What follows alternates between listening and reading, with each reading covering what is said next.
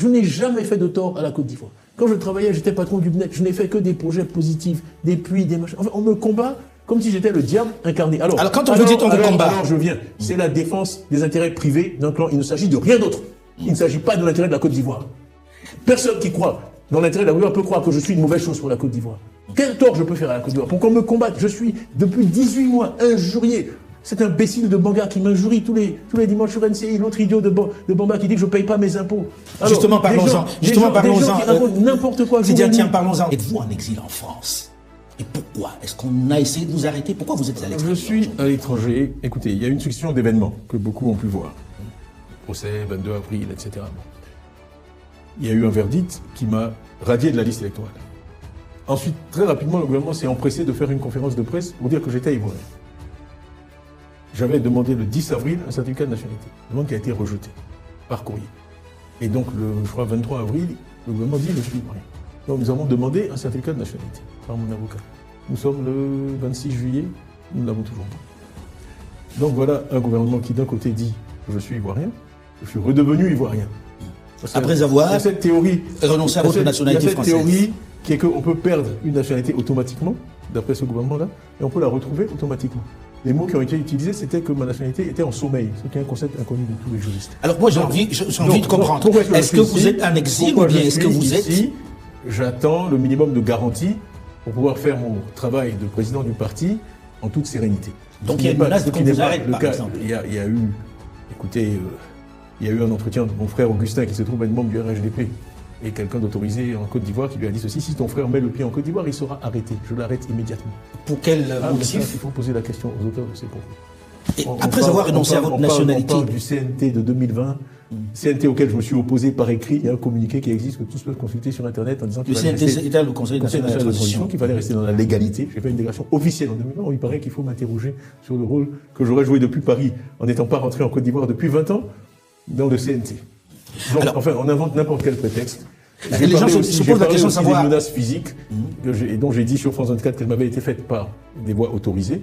Donc c'est une situation qui ne devrait pas exister, parce que je suis un citoyen ivoirien. Je n'ai jamais commis de crime de ma vie. Effectivement, j'ai été élu démocratiquement à la tête du PDCI, et j'ai été désigné par le PDCI. On va en parler dans un instant, puisqu'on va arriver à cette question-là. Aujourd'hui, qu'est-ce que vous avez comme papier? Puisque vous avez renoncé à votre nationalité française. Alors, plusieurs ministres ont dit qu'il fallait me les retirer. Je sais pas pourquoi. Mais vous vivez en France comment? Mais pour l'instant, j'ai des papiers ivoiriens. Donc vous avez un carte de séjour ici? J'ai un passeport ivoirien valide. Et avec un visa? Il m'a été délivré, j'avais un visa, il m'a été délivré une carte de séjour également. Alors, tout le monde dit, Tidjane Thiam est connu comme un homme de dossier, à un certain niveau.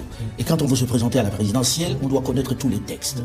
Ce qu'on vous reproche, c'est d'avoir obtenu une nationalité qui, de fait, annulait votre nationalité ivoirienne. Cet article 48, vous ne le connaissez pas? Je ne le connaissais pas. Mais comment vous pouvez Je ne connais pas la 48? constitution ivoirienne, je ne connais pas le code de la nationalité ivoirienne par cœur. Et à chaque fois que j'ai fait des réunions, j'ai demandé dans la salle qui connaissait cet article. Personne n'a jamais levé la main. J'ai été interrogé par des journalistes ivoiriens, je leur ai demandé, ils ne le savaient pas. Attendez, monsieur, je suis désolé, il y a quand même des principes universels dans l'application des lois. C'est une loi de 61. Est-ce que vous connaissez la genèse de cette loi? Les lois françaises, ce qui s'est passé dans nos pays à l'indépendance, puisqu'on n'avait pas de corpus de lois, c'est qu'on a pris les lois françaises et on les a essentiellement mises dans comme la Constitution. Voilà, dans le droit ivoirien. C'est une loi qui avait son origine dans la Première Guerre mondiale, parce qu'après la Première Guerre mondiale, la France avait prolongé la durée du service militaire. Ça avait une hécatombe humaine. Donc, les petits Français avaient commencé à faire du tourisme pour le service militaire, prendre d'autres nationalités pour échapper au service militaire français. L'alinéa 2 d'ailleurs de cet article 48 fait référence au tableau de recensement militaire. Donc c'était dissuasif pour empêcher les gens de prendre une autre nationalité. On a dit, si vous prenez une autre nationalité, vous allez perdre la nationalité française. Mais il a toujours été clair que c'était par décret, ça ne peut pas être automatique. La nationalité, c'est un droit inaliénable. Okay, mais en même temps, c'est une... En 73, la France a abrogé cette disposition. Cette disposition en Côte d'Ivoire n'a jamais été appliquée. Monsieur Foucault, vous devez vous prémunir, il y a un usage. Elle a été appliquée une fois. Non. En 2011, attendez, d'abord, en 2011. Attendez, on se gargarise parce que ça les fait pousser. Oui, c'est la loi de son grand-père. On lui a appliqué la loi de son grand-père. À ma connaissance, Monsieur le Président Houphouët-Boigny était président de Côte d'Ivoire de 1960 à 1993. Je mets au défi quiconque de trouver un seul exemple d'application de cette loi en 32 ans, de 61 à 80. Du vivant du président Houphouët, cette loi n'a jamais été appliquée. Pas une fois. Mais ça ne veut pas que cette loi n'existait pas, monsieur Thiam. C'est un concept de désuétude. L'usage crée le droit. Dans le droit, quand une loi, vous pourrez trouver des lois qui n'ont pas été annulées, qui permettent d'écarteler les gens. Ok? Il y a plein de lois dans le droit universel qui ne sont pas appliquées, elles tombent en désuétude, tout le monde ignore leur existence. Celle-là n'a jamais été appliquée, aucun Ivoirien n'en était conscient. Vous voulez que je vous fasse la liste des Ivoiriens qui ont pris une autre nationalité, qui ont exercé d'autres fonctions? Aboudrahmane Cissé a pris la nationalité britannique quand il était chez Goldman Sachs. Il a été nommé secrétaire général de la présidence à l'Abidjan, il a été ministre du pétrole. D'après leur théorie, il n'est pas Ivoirien puisqu'on peut perdre automatiquement la nationalité ivoirienne. C'est une aberration. Alors, le fameux exemple qui est cité, c'est celui de 2011, où la Cour constitutionnelle de Francis Wodié a rejeté une candidature à la députation d'un monsieur Tioté. Ce monsieur Tioté il avait pris la nationalité française. Il est toujours ivoirien, il est inscrit, à l'heure où je vous parle, nous l'avons prouvé à tous les journalistes, il est inscrit sur la liste électorale. Donc le précédent dont vous parlez, il n'existe pas. Donc je maintiens qu'en 64 ans, cette loi n'avait jamais été appliquée. Comment vous voulez que quelqu'un puisse imaginer qu'elle le sera? Mais elle fait partie de la loi. Il y a tout le PDCI. Elle n'a pas été Elle n'a jamais été appliquée. Il y a des centaines de milliers de gens sur la liste électorale aujourd'hui qui sont des doubles nationaux. Alors comment expliquez-vous que ça arrive à vous? Ah, mais ça, c'est vous poser la question. Expliquez. C'est comme quand ça veut dire quoi concrètement? On tombe quelque part. Une loi, il y a 30 millions d'Ivoiriens. Il y a des millions de naturalisés. Vous pensez qu'on a peur de vous, que le président Ouattara a peur de votre candidature?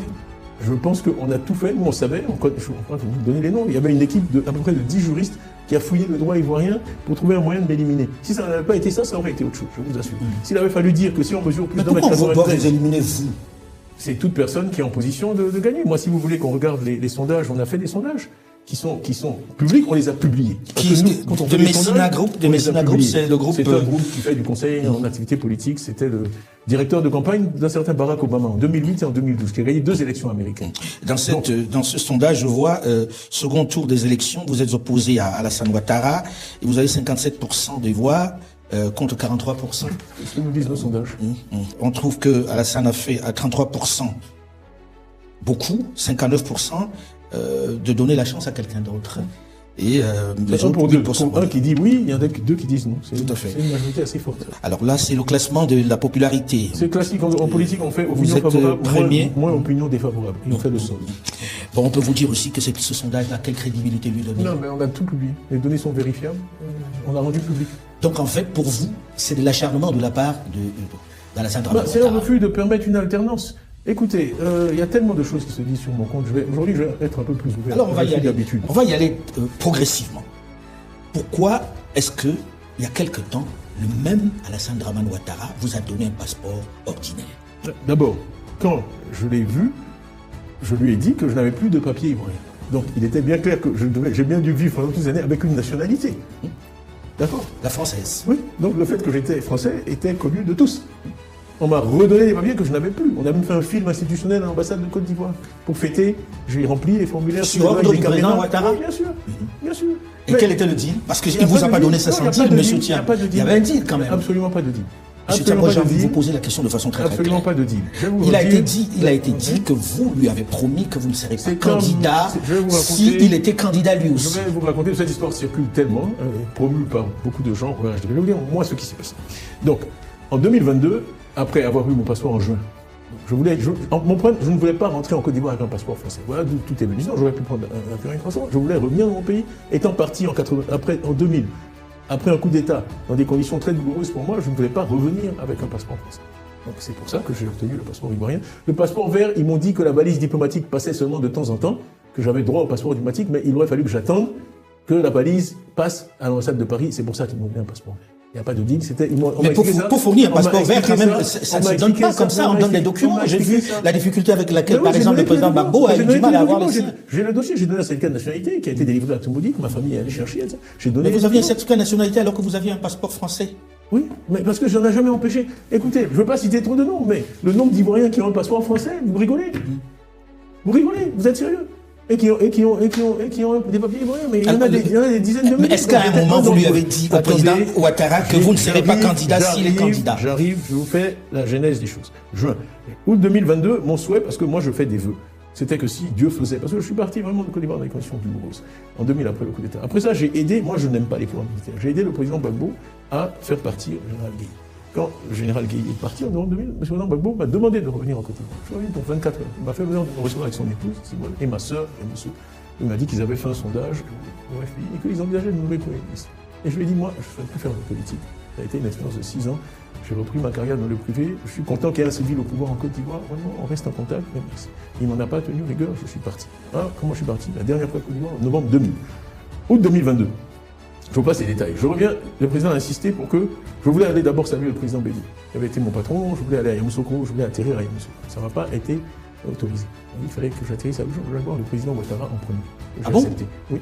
Vous étiez un avion privé, on a dit de ne pas atterrir. Non, avant de partir, on a soumis un plan de vol qui a été rejeté. On n'a pas eu l'autorisation d'atterrir à Yamoussoukro. Mais est-ce que c'est le président qui... C'est le président, c'est écrit, ce sont les textes, c'est le président de la République qui donne les autorisations d'atterrissage de jets privés en Côte d'Ivoire. Moi j'ai découvert ça à l'occasion de... J'aurais aussi pu dire, je vais faire ma recherche et savoir ça, moi je ne savais pas ça. Bon, on découvre des choses. Donc je suis allé le voir respectueusement avec mon grand frère Augustin, mon grand frère Aziz, ma grande sœur Yamoussou, je suis le plus jeune, on est 4 sur lui. Toute la famille Thiam nous a reçus très gentiment, lui-même et sa femme chez lui à Cocody. J'avais beaucoup réfléchi à cet entretien. Donc on a échangé des amabilités. Et ensuite, je lui ai dit, cependant, est-ce que je peux avoir un tête-à-tête avec vous? D'ailleurs, ce que j'ai fait aussi avec le président Gbagbo, qui m'a reçu par la suite, avec le président Béli. Chaque fois, j'ai demandé un tête-à-tête. Il y a trop d'oreilles en Afrique. Donc, et voici ce que je lui ai dit. Je lui ai dit, moi j'ai des ambitions, je reviens en Côte d'Ivoire avec des ambitions pour faire de la politique, peut-être un jour être candidat à la présidence. Mais là, on est dans le 3e mandat, on a vu ce qui s'est passé en 2020. J'ai besoin de connaître vos intentions, parce qu'il me sera difficile d'être candidat si vous êtes de nouveau candidat. Donc il m'a regardé dans les yeux, il m'a dit, non, parce que moi j'ai fini, ce sera un mandat, etc., je ne serai pas candidat. Il vous dit qu'il a fini, il ne sera pas candidat. Je maintiens. Je ne serai pas candidat, donc ça veut dire que ça vous ouvre la porte. Voilà. Mais d'où vient-il alors qu'on dise que non, vous aviez promis... C'est eux qui le répètent. J'ai dit, il me sera difficile d'être candidat si vous êtes candidat, et donc je veux savoir s'il m'avait dit à cette époque-là, mais tout aurait été différent. Et malheureusement, comme il y a dans les affaires policières, il y a des témoins contemporains. Parce que mon frère Aziz, j'ai toute confiance en lui, dès qu'on est sorti, je lui ai raconté l'entretien. Donc il y a des témoins contemporains, c'est pas une histoire que j'invente aujourd'hui, c'est ce qui s'est passé. Là où je me suis dit, il y a de l'eau dans le gaz, c'est quand j'ai commencé à faire campagne, en 2023, que j'ai vu le niveau de toxicité de ce que le RHDP disait sur moi, le niveau de violence déjà, pour m'empêcher d'être président du PDCI. Vous savez quand même ce qui s'est passé. Le congrès devait avoir lieu le 15 décembre 2023 à l'Hôtel Ivoire. On a suscité 2 plaintes de 2 secrétaires généraux de section, 2 plaintes bidons, sur 6800, qui sont allés l'après-midi à une session du tribunal à laquelle nous n'avons pas assisté, contre le PDCI. Moi je cherche, on avait des rumeurs en disant ils vont interdire votre corruption. On était sourds sur la police. La police était déjà informée cet après-midi-là qu'ils allaient intervenir pour interdire notre congrès. Ils nous l'ont dit. Mais certains n'y croyaient pas. Bon. Donc l'affaire tourne jusqu'à 20h. On est même remonté jusqu'au ministre de la Justice pour essayer de savoir. Et on nous a dit non, mais si une décision pareille avait été prise, le ministre serait en cours. À 2h du matin, 39 cargos de police. On envoie 39 cargos de police à quelqu'un avec qui on a un dit